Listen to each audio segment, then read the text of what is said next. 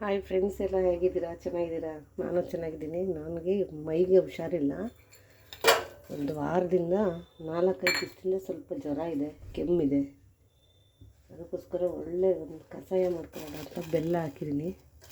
ಬೆಲ್ಲ ಕರಗಲಿ, ಅದ್ರ ಜೊತೆಗೆ ಒಂದು ಚಕ್ಕೆ ಹಾಕುವ, ಒಂದು ಚಕ್ಕೆ, ಒಂದು 4 ಮೆಣಸು ಕಾಳು, ಮತ್ತು ಸ್ವಲ್ಪ ಜೀರಿಗೆ,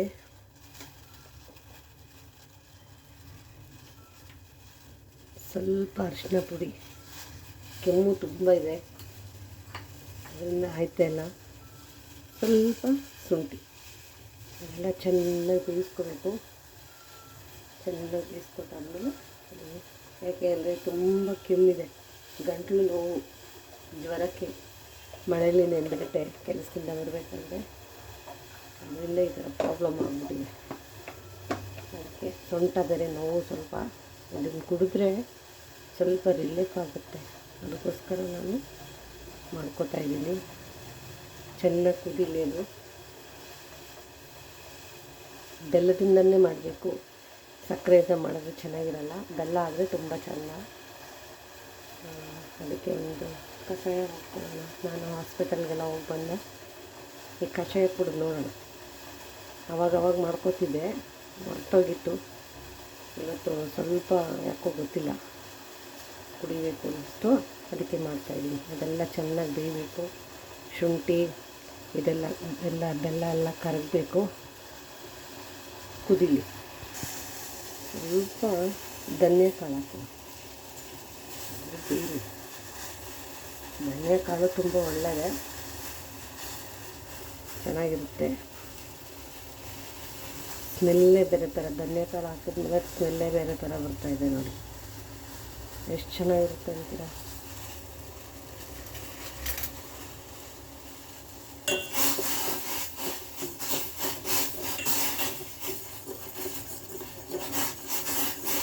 ಅದೆಲ್ಲ 1 ಗ್ಲಾಸ್ ಹಾಕಬೇಕು ಕುದ್ದಿ. ನಾನು ಒಂದು ದೊಡ್ಡ ಟಮ್ಲರಲ್ಲಿ ಹಾಕಿದ್ದೆ, ಕುದಿ ನೋಡಿ. ಇದು ಇನ್ನೂ ಕುದಿಬೇಕು.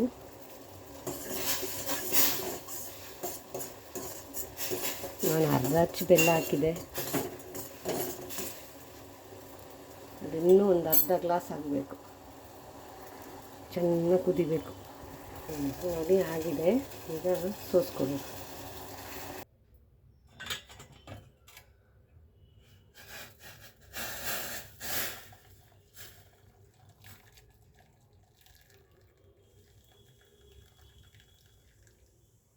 ಎಷ್ಟು ನೀರು ಹಾಕಿದ್ವಿ, ಎಷ್ಟಾಗಿದೆ.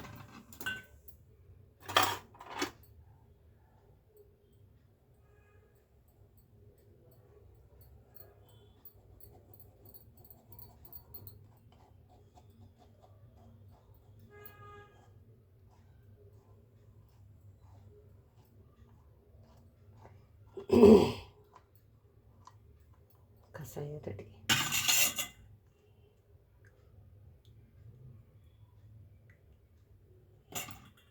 ನಾನು ಈ ಗ್ಲಾಸಲ್ಲಿ ಫುಲ್ ಹಾಕಿದೆ, ಇಷ್ಟಾಗಿದೆ.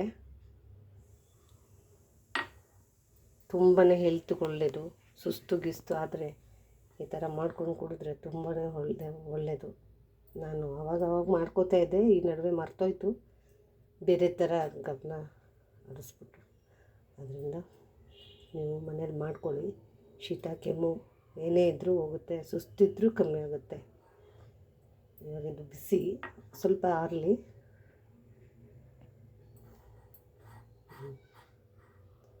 ನೋಡಿ, ಗಂಟ್ಲೆಲ್ಲ ಕೆತ್ತ ಥರ ಕರ ಅಂತ ಇತ್ತು. ಕರೆಕ್ಟಾಗಿದೆ. ಸಿಹಿ ಎಲ್ಲ ಅರ್ಧ ಅಚ್ಚು ಬೆಲ್ಲ ಹಾಕಿದೆ ನಾನು. ಖಾರವಾಗಿದೆ, ಚೆನ್ನಾಗಿದೆ. ಕೊನೆ ತನಕ ವೀಡಿಯೋ ನೋಡಿ. ಈ ವಿಡಿಯೋ ಇಷ್ಟ ಆದರೆ ಲೈಕ್ ಮಾಡಿ, ಶೇರ್ ಮಾಡಿ, ಕಮೆಂಟ್ ಮಾಡಿ. ಧನ್ಯವಾದ. Thank you.